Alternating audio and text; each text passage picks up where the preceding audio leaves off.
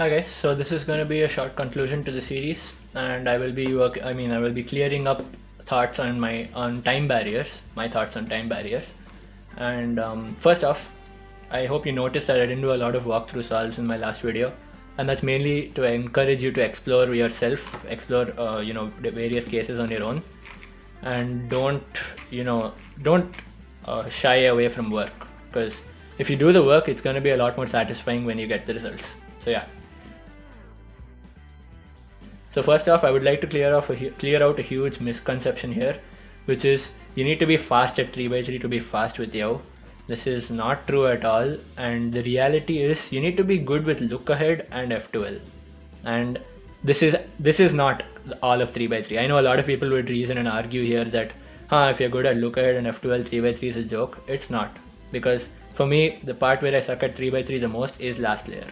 So anyway, you need to be good with look ahead, you need to be good with F12, and you need to be patient. So don't expect Yao to give you results instantly. Just know that if you put in the work, Yao is going to be the best thing that ever happened to you in terms of 4x4 solving. So to make Yao effective, look ahead and F12 are important in the 3x3 stage aspect. So now I'll be going over time barriers. So let's start off with sub 130. Sub 1 minute 30 seconds is really not that big of a deal. You can just practice, because in fact not even that much practice, because I know people who have got sub 130 in like 5 days of practice with Yao and not that many solves. So sub 130 really isn't much of a barrier. Now sub 1 is quite a barrier for a lot of people, and it is quite intimidating. So for sub 1, I'd recommend your Yao-duction, which is up to your 3x3 stage, should be done in 45 seconds at the most, should be sub 45, and your 3x3 stage should be sub 15. I strongly point out here that F12 is where you start. You don't start at cross, that's the point of Yao.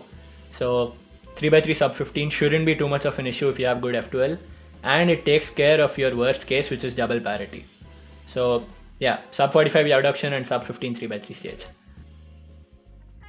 For getting sub 50, I would say you should have a sub 35 Yao-duction and a sub 15 3x3 stage.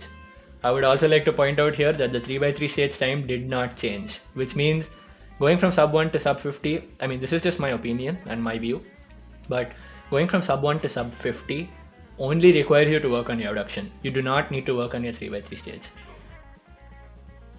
Now getting sub 40 is by far a gigantic barrier, and it's way bigger than getting sub 1. So getting sub 40, I would say your Yao-duction should be sub 27 and your 3x3 stage should be sub 13. And the reason for this is at this stage of sub 40, efficiency has to be completely maximized. Not completely, but to a great extent. You need to maximize efficiency, you need to maximize look ahead, you also need to maximize your turning efficiency. And the difference here is you shouldn't do random moves, you shouldn't spam TPS, everything should be going in a systematic way. And sub 27 Yao-duction isn't that easy. I mean, once you get fast it is easy, but getting there is tough. So once you have a sub 27 Yao-duction, that level of look ahead and that level of efficiency should imply that you're good enough on 3x3 to manage a sub 13 3x3 stage. And work on your parity algs, find your parity alg, I've linked them in the last video's description. Find them and make sure you're fast with them. You don't have to think about them, they just flow. Once that happens, it's really easy. So yeah, sub 40, sub 27 Yao-duction and sub 13 3x3 stage. That's what I would say for sub 40. Yeah, I strongly encourage you, take whatever you can from this series, implement it in your solves, and I guarantee that you will improve in no time.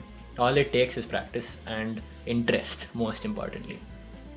So yeah, to conclude, thanks for watching this series. I really hope it was beneficial for all of you, and I have been saying this throughout my YouTube career in general: explore, don't stop that. So yeah, thanks for watching. Bye.